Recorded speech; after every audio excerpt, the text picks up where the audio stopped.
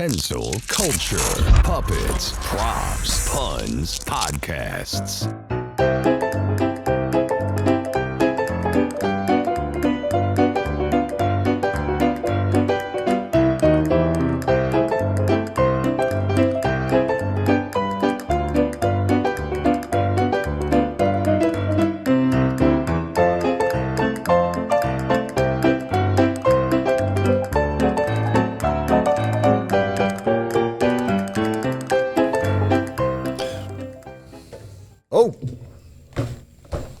Hi, everybody. Welcome back to another segment of Kensil Culture. And ladies and gentlemen, it's a pop culture magazine, and we have an editor right here. Ladies and gentlemen, the host of our show, the man who knows all the trivia. Let's have a nice hand for Mr. John Kensil.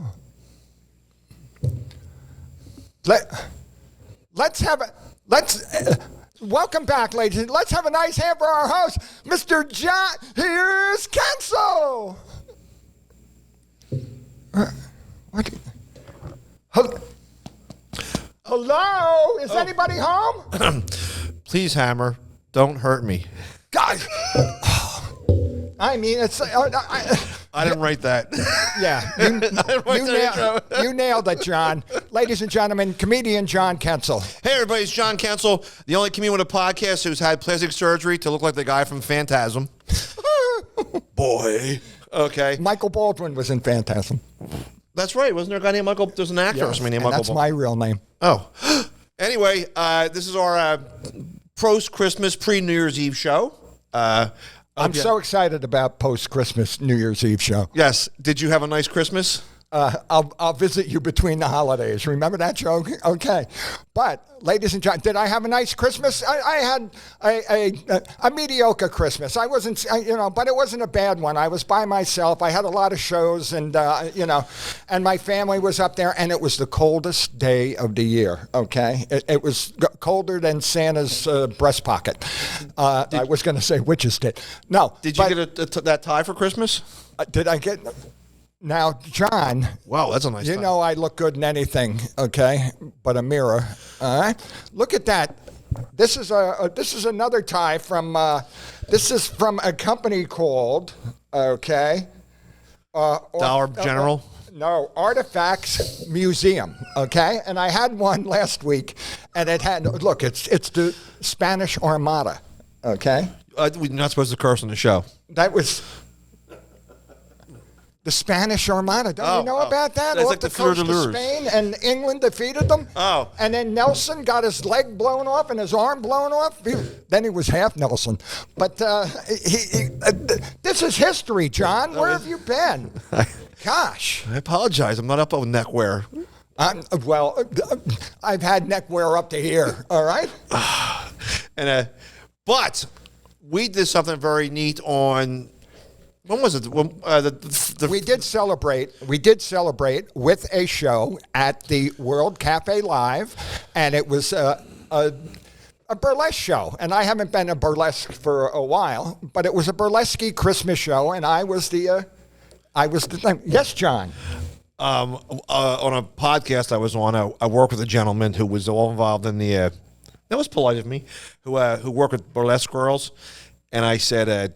Do you know what the difference is between a burlesque girl and a go-go dancer? What's the difference between a burlesque girl and a go-go dancer? And I said about 25 pounds. And he did not like it. Oh, no. But if you took a poll, a lot of people wouldn't like that. They have a lot of bent poles. And they always have names like Carlotta Tendant and Susie Squatro. I used to work with the Peekaboo Review, and I kind of these girls all had biker boyfriends and things like that, Lulu lollipops, and a couple either a couple of kids or daddy issues and stuff like that. But I used to help them out. I mean they would come to me with their problems. Okay, you would cover up their C-section scars. No, well, things like that. I helped with the I helped put on their pasties, and I helped put on their their little thing, and for $150 a week, that's all I could afford. It was a great job. Did someone drill a hole in the dressing room? Someone actually, they came up to me and they said somebody drilled a hole in the girls' dressing room, and I say I'll look right into it. And no, so, burlesque. It took off for a while, but now it's kind of with all the woke people out there. I mean, burlesque. It's in reality, it's a celebration of the woman, but people don't always see it that way. John. No, they're too. You're not brainwashed. You're what do you call that? Your minds. You think that female dancers got to be go-go dancers or like cheerleaders. But you're right, it's a celebration of women. But we did a show at the World Cafe Live, which is a very incredible venue. With the incredible Drew Nugent, with his 1920s, Drew Nugent and the Midnight Society, look them up, okay? And he steeps himself in 1920s music, fashion, and politics. Yeah, he's like he's an anarchist, and no, he's not a communist either. Okay, but Drew Nugent, look that up. Okay, no relation to Ted Nugent. So, but it was very neat though because they played their. It's like a 1920s jazz, Dixieland. It's very, very, very neat. And they're all polished professionals, but they had to have almost 3 hours. So they had the comics do a spot, and. So Wid came out. Oh, you sang first. I sang for I had a couple of requests, but I sang anyway. But that means they didn't want me to sing. No, I'm a tenor with bass habits. Okay, that means a tenor with bass. But I sang "Winter Wonderland," and it's kind of a fun song. Okay, it was it wasn't even written for Christmas. It was written for I don't know, a Coca-Cola commercial or something like that. It was. And "Winter Wonderland," and It's because I'm with the Roddenberrys, which is a Star Trek eccentric group, and we do anything about, maybe you heard about it, science fiction. Yes. And I was there 2 years ago, I think, when Star Wars first came to Disney. All right?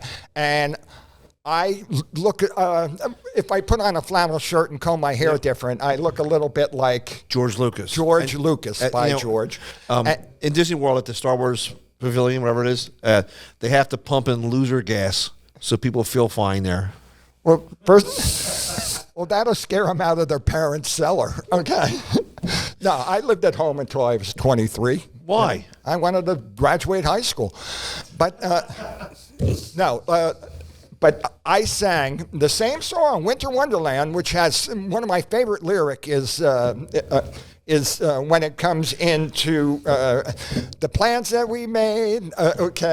But it has a very, very, it's melodical. Mm-hmm. But I sang it for George Lucas. I'm the biggest thing in Disneyland. Oh, very cool. Instead of walking in a winter wonderland.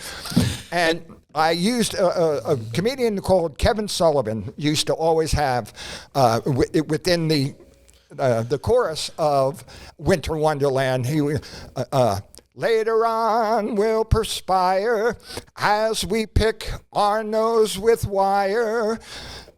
And he also had. What's that mean? I have no idea. It was a nonsense song, but we'll sit by the plans that we made. Okay. But there's also a thing, in the meadow we could build a snowman and pretend that he is Parson Brown. He'll say, "Are you married?" We'll say, "No, man." But when we get the chance, we around. I can't curse. I think it's a screw around. But that is a Kevin Sullivan song. Look him up. One of the funniest song parodists in the world. Ever. In the original version, it says we can build a snowman and pretend he's Father Brown, and he checks all the older boys for hernias. Speaking of Kevin Sullivan, a lady that he used to be betrothed to got in touch with me. Wow. She was at a thrift store, and she goes, "Look what I got," and she sent me a picture. She found an Oogie puppet, in Wow. a thrift store, which is pretty incredible. Oogie was from one of our heroes, okay, Uncle Floyd. He was the puppet on Uncle Floyd. He was a character since the beginning of the show till the end of the show, through its many incarnations of Uncle Floyd. There was the Oogie puppet. On our last show, I unboxed one, but we got to meet her to pick it up. Oh, we're going to do unboxing again? Oh, well, not yet, but yes, we do, and we have some, and it has no puppets involved. What? I use my X-ray vision, but the show is very neat. We'd sang. Man, look how pasty faced I am. I look like I'm made out of silly putty. I look like Jimmy Hoffa. I played the fifth. No, but anyway, You ain't gangster. I'm sorry. Look, I don't know, Your Honor. I hired Tommy Chong as a lawyer. Okay. It was 1 degree out. It was the coldest day of the year, especially the coldest 1 Christmas degree. in Philadelphia in like 40 years. And I park, and I'm saying it looked like a scene from an old movie, like the What's a Wonderful Life. The wind blowing over and everything. I got a ticket. Imagine that parking guard. I was the only car on the street. We got there early to unload Captain Crunch dolls on hula hoops, and Why aren't other bureaucracies in Philadelphia ran as well as the parking? we have a friend. There's a guy, my friend in Philadelphia. I shouldn't say his name, but he must have got one too many tickets, and he went on a rampage. Yeah, tell me, John. Oh, you wouldn't know him.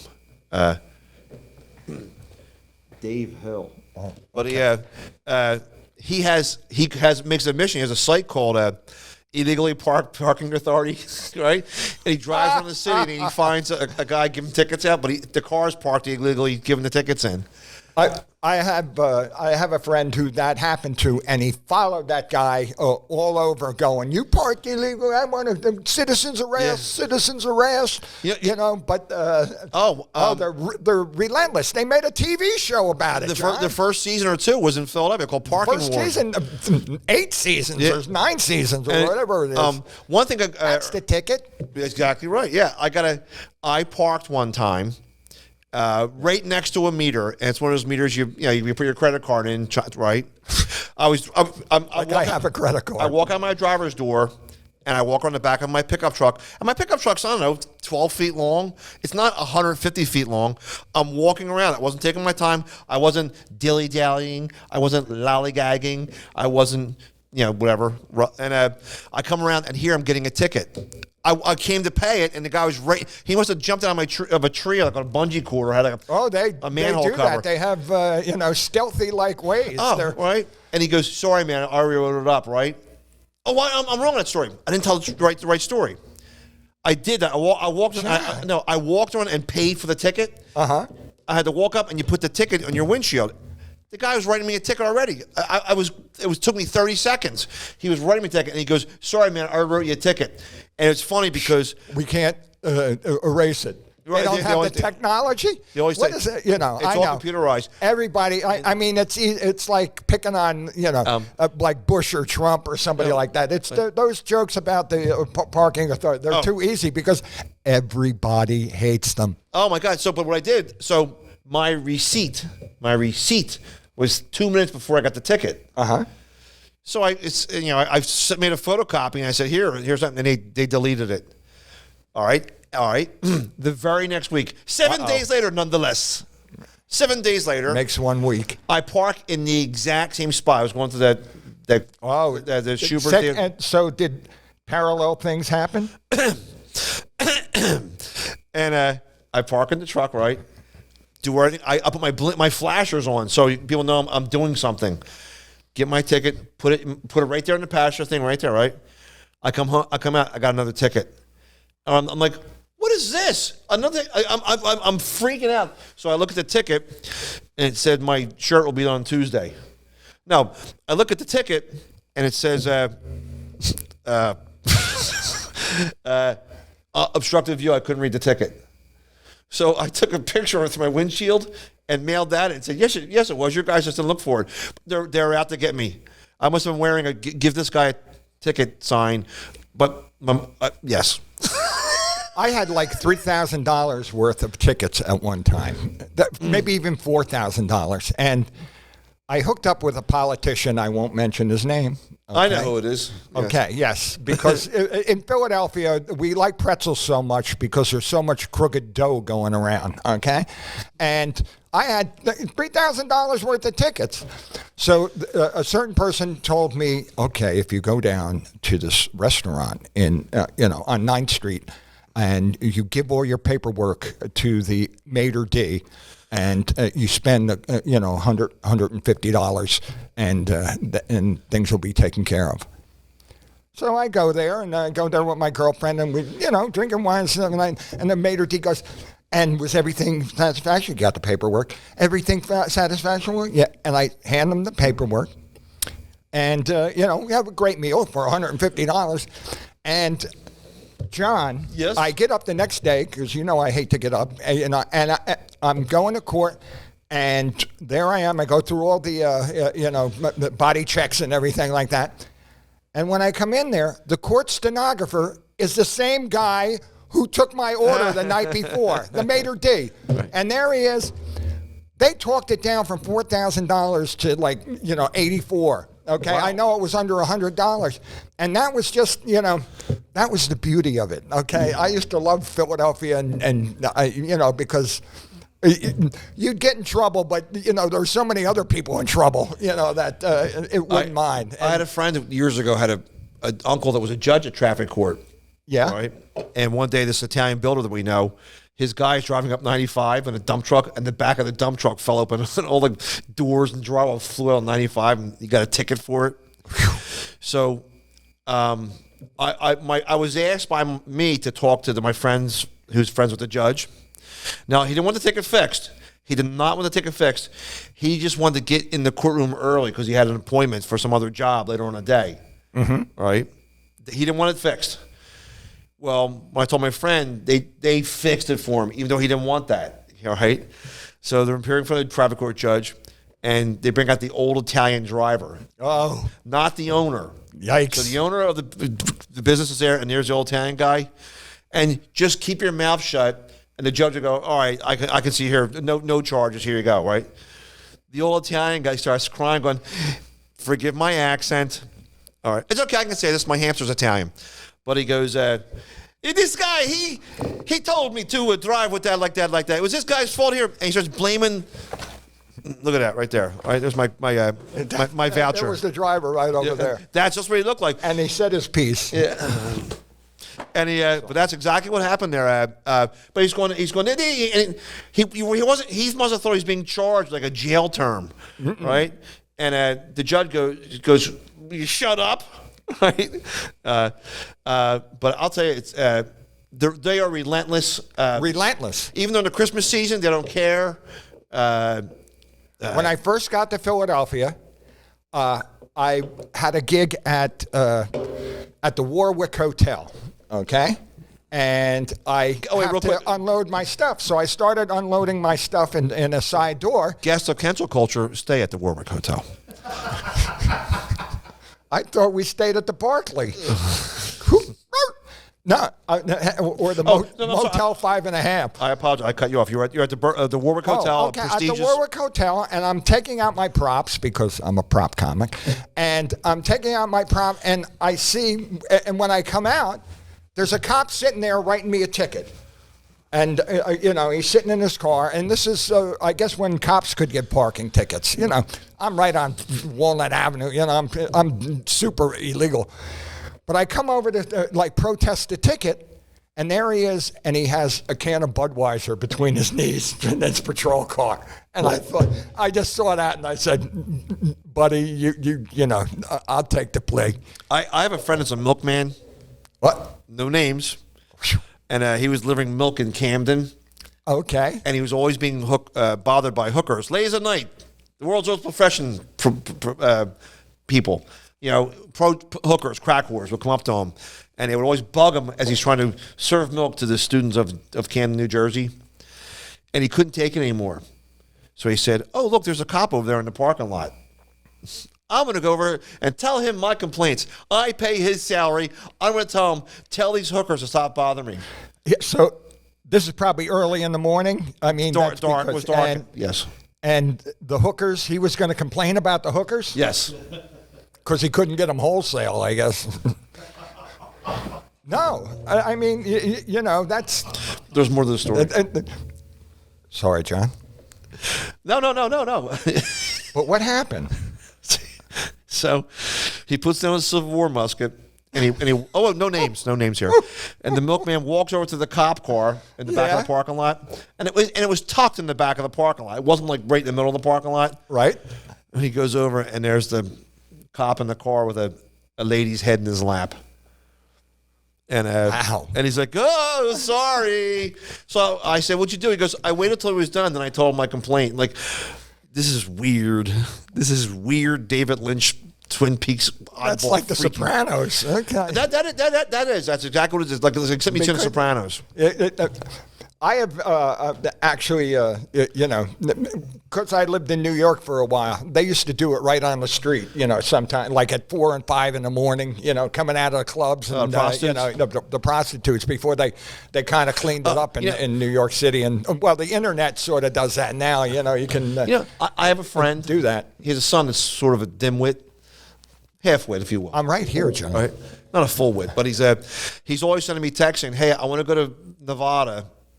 You know, there's no brothels in Las Vegas. It's in Nevada, like the little towns outside. I learned something else too. In Nevada, I envy him. And he wants to go to a brothel, like the Chicken Ranch, Jiffy Lube. Those kind of, that skeeves me a little bit. Well, that's why he goes. Hey, I want to go there because adult romance video stars, when they're not making adult romance videos. Okay. They go down to, they're like advertise, hey, come to the Chicken Ranch. You'll see blah, blah, blah, blah, blah, star of blah, blah, blah, blah, blah, blah. 7. So, but he wants to go there, and I'm like, it's freaking gross. I go, you know, what do you think, that the girls are sitting there waiting for you? Meanwhile, if you wait there, you see the Washington Generals come out, rappers, football players, and you know, guys in tracksuits, miners, and miners, you know, coal miners, coal right? miners. And he goes, "Oh no, It's no, Nevada. Oh no, they clean themselves. They have protection." I go, "She'd have to run through a car wash." Right, but I want to keep the level of the show up to a polite conversation. Yes. Okay. And how was your Christmas? You spent it by yourself? I had to go to my sister's house up in New Hope. I shouldn't say I had to. I went to my lovely sister Grace's house. Big, beautiful house. It's like a 3-story Olive Garden. Big, nice house up in New Hope, Pennsylvania. Where Washington's Crossing. She's right there. Real nice house. And we had a nice time. Nice to get together. All my nephews and nieces were. It was a very nice time. But on the way home, Christmas Eve night. Okay. You drive down 14 miles of... Don't tell me you saw Santa, okay, in the passing lane. No. And but the people that were leaving Mass, they came flying out. It was like, what would you call it? The St. Boniface is 500. They're flying. It was like an auto circus. And it's a 2-lane highway with ice patches and deer. Well, they just went to church. They got nothing to fear. Oh, my God, Oh, that's the best, come right in. They're shaking hands and body of Christ, and on the way out, that's a backstage pass to heaven, Oh, my God. But it was, so we had that. It was very nice, very good food there, left over. I bought very good food. And then on Christmas Day, I went to a non-denomination restaurant and had a sausage omelet. I came home and I watched a good Christmas movie, Godzilla versus Mechagodzilla. I like those movies. I like anything with a big giant monster. I don't like those, a ghost you can't see or thing. I like, Godzilla, King Kong. Give me the big monsters. The praying mantis. You can keep your Freddie Mercury or Freddy Krueger. Exactly. I thought it was kind of neat. Well, it was a neat selling point. Don't you see him in old movies and just go, that's Freddy Krueger? Oh, yeah. Oh, anybody out there, too? Am I the only one that does this, too? I'm your boyfriend. Okay. You'll watch a TV show or a TV movie from the 70s or even 80s, and you recognize somebody, so you pull your phone out and have to look up IMDb, see who it is. Or is this person still alive? Or, oh, no, that's where he's from. He's from blah, blah, blah, blah, blah, blah, part 7. But when you watch, like, Cannon and Mannix and What's the third one? Barnaby Jones. They all had like great names. Wouldn't it be great if you could name your kids like how kids Mannix name their after famous authors or painters? I would like a little kid canon. Okay? It's neat to, and you're right. And the words like 1-2 punch 2-syllable words like Cannon, Mannix, Barnaby, Jones, Gunsmoke, Gunsmoke, yeah. But to have a kid named Cannon, do you think he'd be predestinated to be, overweight? You think now, that? if you're at home listening to this story right now, Cannon was a famous 70s detective show that was on for 10 years with the most unlikeliest hero, and that out of all the hero detectives, a lot of shows were there. He was a fat, bald, mustached, Korean War sergeant who became a detective, and it was unbelievable. You watch it. It was the most unlikely. I never saw a more unlikely hero of a show, but he had a very resounding voice. Resounding voice because he was big on the radio. He was not only Superman, but he was Matt Dillon on the radio. Yeah. And his voice was like, you'd picture like an Adonis sort of, big hulky man. And there it was. He was just like a little cherub. He was a good actor. William Conrad. He was a good actor, and he was in a lot of those film noir sort of movies, and was equally adept at playing the bad guy or the cop. I bet he made a ton of money off his voice work because he narrated Rocky and Bullwinkle. And that was his voice in it. Narrated Rocky and Bullwinkle. And on the other one, but when you watch a show, Fat Detective, every year you got a new car, and because it was the 70s. Oh, and the sponsor. And the car got bigger and bigger. First like a Riviera, then a Toronado, then a Cadillac, to make him so he wouldn't look so fat. He knew judo. Yeah. A car puts on 10 pounds. You know that. It does. And then, so I'd say it went off the air like 79 or so, right? In the mid-'80s, he had another show called Jake and the Fat Man. And isn't that typecasting? He wasn't Jake. Do you think you can get away with that? Would the woke people be mad at that calorie counting? What's that red thing in your hand there? Oh, this right over here? What is this? This is your Christmas present, John. Oh. I know it's a little bit late, but I have a Christmas present for you because I know you're an archivist and you'll take very good care of it. Oh, yes. This was given to me by a friend who was a very good friend of one of our heroes, besides Uncle Floyd, besides Benny Hill, was Soupy Sales. Oh, man. Okay? Yes. Soupy Sales, he was...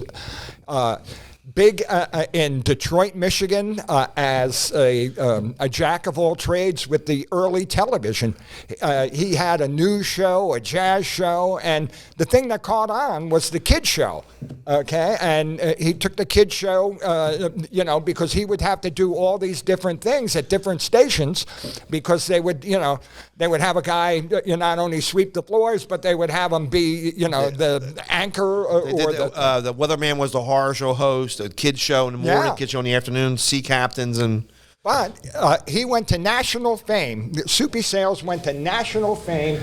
In fact, he got very funny with puppets, okay, and with corny dad jokes almost, but on a surreal sort of thing. And he had great guest stars on his little kid show. He had people like Trini Lopez. No, he had people like, Sinatra.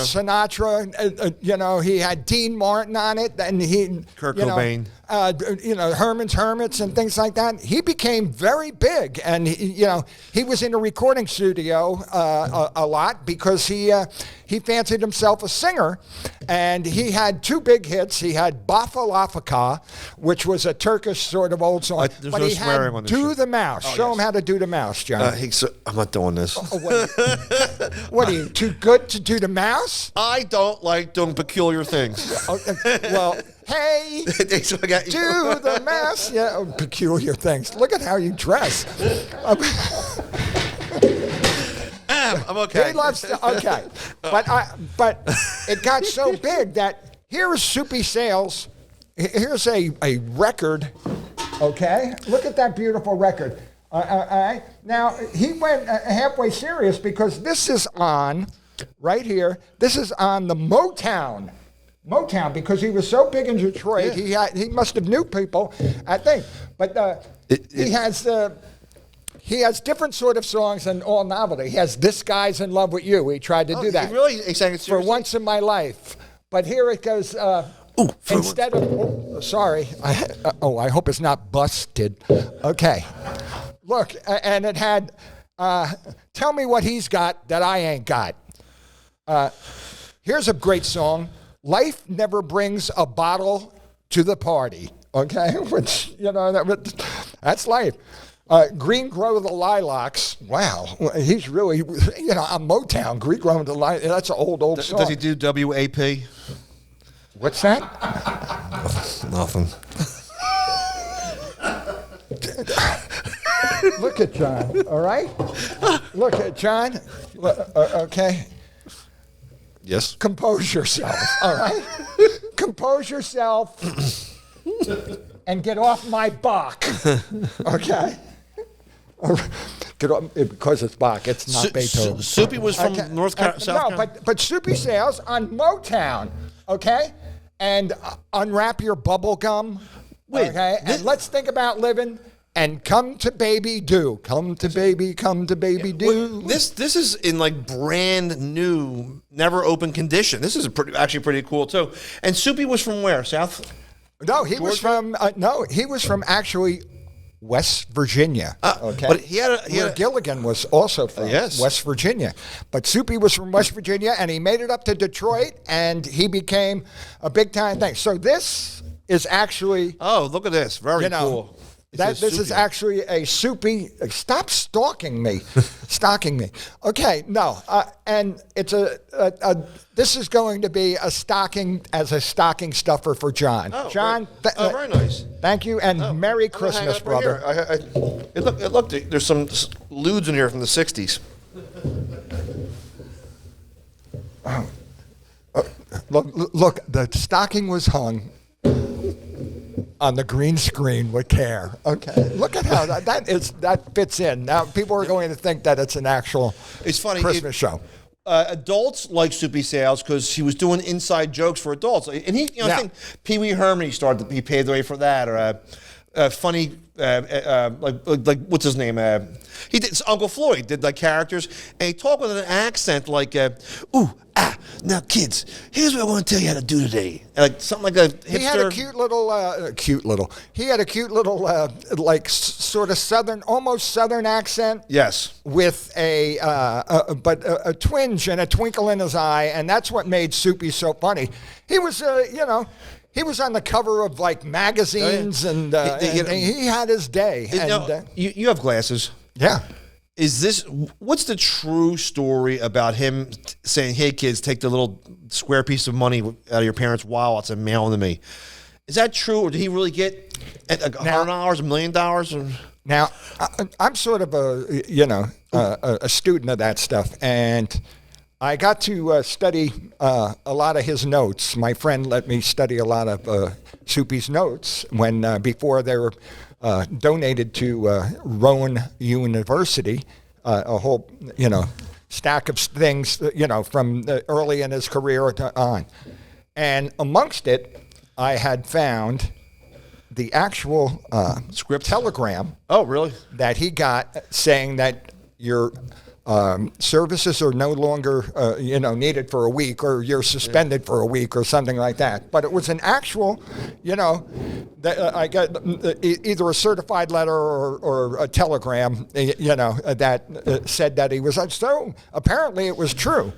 But years ago, and I don't know if it was before or after, Jonathan Winters had a 15-minute show out west, wherever he was from, and I remember him saying the same thing into the camera. So I'm wondering to myself, was it first Jonathan Winters and then Soupy? Or was it Soupy, then Jonathan Winters? I don't know. There's two of my heroes right there. But it was interesting. He set the ball rolling for Pee Wee Herman type, man-child doing jokes for kids with sly adult things you'd watch in it. Right. And when he sent the letter and or he said, "Hey, kids, it's New Year's Eve or it's Christmas, and your parents are probably." Hungover, or they're probably not feeling so go into your dad's, bedroom and go in and get those little pieces of green paper with the pictures of the presidents on them. And apparently, some parents protested, and maybe the FCC, maybe they felt that he was soliciting funds, or maybe they have rules against that, and and child thing, and so an innocent thing like that gets. Oh, it's funny. This guy was like popular, like say like the '60s. Then the 70s happened and things changed. Well, he started doing game shows and personal appearances, but I don't think he was doing like dinner theater. Then they bought the. He was very versatile. I mean, he could sing. He did guest stars on like Route 66 and other. Oh my God! Contemporary television shows. He had the legs of a Vegas showgirl. And he would do musicals. He was Oh yeah.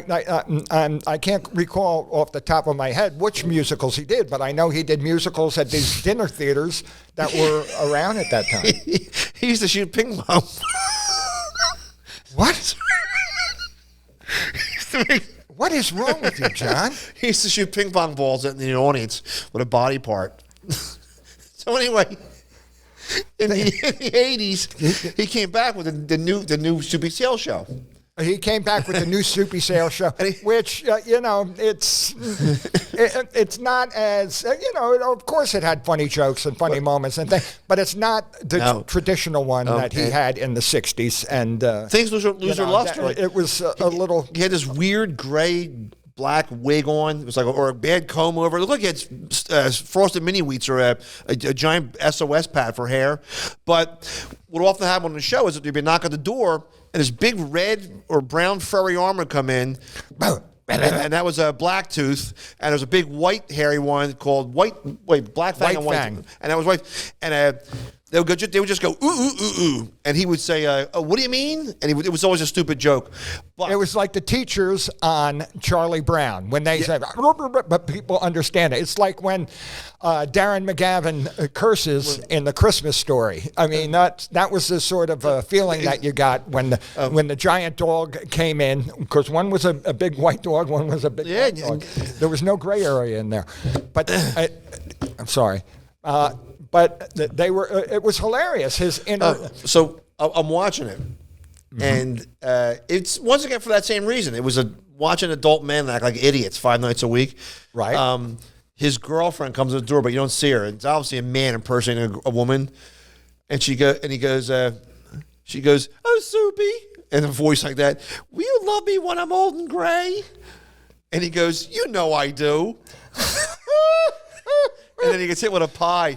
But on the show, they've been knocking the door, and you go, "Oh, who's that?" It's like, "Oh, look, it's Sammy Davis Jr. Oh, look, it's Frank Sinatra." And I think he threw a pie in Sinatra's face, and it was. Oh yeah, he threw a pie in Sinatra's face. Sinatra would, he liked Soupy. He was the cool. He was the hip. He talked like a hipster a little bit, Soupy, right? But Soupy was the hippest. There's a famous episode where the sits. Do you think that's... He got his name because they used to call him, he was so skinny, they called him Soup Bone back in West Virginia. And when they would dare him to do stuff, are you chicken Soup Bone? But he, what do you call it? Chicken Soup Bone. Are you chicken soupy? So, and the rest is gravy. Anyway, I'll take stock of that situation. Okay, yes. Let's progresso. Okay. Can't win. Well, the famous one, there's an episode where either his staff or Sinatra, and there's videos you can find online of it. I don't know if it's all on YouTube. Well, he opens the door expecting to be like a comical, who's a salesman, blah, blah, blah, right? And here it was a girl that was totally naked. Totally. Oh, yeah. And she's there jiggling, and that's one of the famous. And he was shocked, and it was blooper. Well, there's videos on. Well, it was like old. It looked almost it was on Kinescope or something. But there's it's unedited. You can see the whole girl's body in the '60s, and Soupy's like, ooh ah, ooh ah, ooh ah. I got a chubby that won't quit. He didn't say that. No, but he just acted like God, surprised because. the audience couldn't see it. Right. It was like an inside joke. You know, his staff would laugh, okay, at his. So it wasn't a studio audience. It was like the technicians. Oh, and yeah. you could hear the technicians laugh. Yep. And they probably pulled a prank because you know how those superstars, they love to pull those pranks, putting saran wrap over toilets or, you know, hitting somebody over the head. But they did that to Soupy by having basically a go-go dancer. Oh, that was funny. Naked go-go dancer behind the door instead of some innocent creature. You know, it's actually that's why we like the Uncle Floyd show or stuff like that. I love like that cable access cheapness horror show host. Svengoolie is almost the only. I mean, he became a superstar, Svengoolie, but he's been around for years and years. He was syndicated in Philadelphia. They would buy his version out of Chicago of Creature Feature or Monster Double Feature, and you should have seen it. He weighs about 125 pounds. The guy I always thought he was fat. Well, no, this is in the 70s. Okay, he's been this guy since 74 or 78. He's a Polish gentleman from Illinois, so he's. His name's Dave Koz, like Dave Kozminski. He's getting, as he ages, you gain weight. Svengoolie, everybody sees him on MeTV. Oh, it's a great character. It's funny, corny jokes, explains the movie. But the one thing what irks me. He does too many chicken jokes. And oh, yeah. I had chicken jokes. I love chickens. Do you? Yeah, you can eat them before they're born and after they're dead. You know, chickens come from broken homes. But Svengoolie shows these just because something's bad, and I know people like it's cool. Like there's like a John Waters like something because it's bad, like a John Waters film, or like, whatever he likes. But some things are bad and they're bad. It's like almost unwatchable. Like that tie, John. My grandfather was buried in this tie. I got the Spanish Armada here. My uncle was cremated in this tie. But they. It's the only thing that still fits you. Here's what? He's getting. They ask why you. There's so many people suggest movies all the time they can make fun of, and he goes, we can't get the licensing. He goes, we've done 400 movies or something so far. Sometimes they've done movies twice or 2 or 3 times because some movies are. Remember the Amazing Colossal Man? Well, yeah. Well, you know the sequel to it called War of the Colossal Beast. It's awful. So like real quick. Big.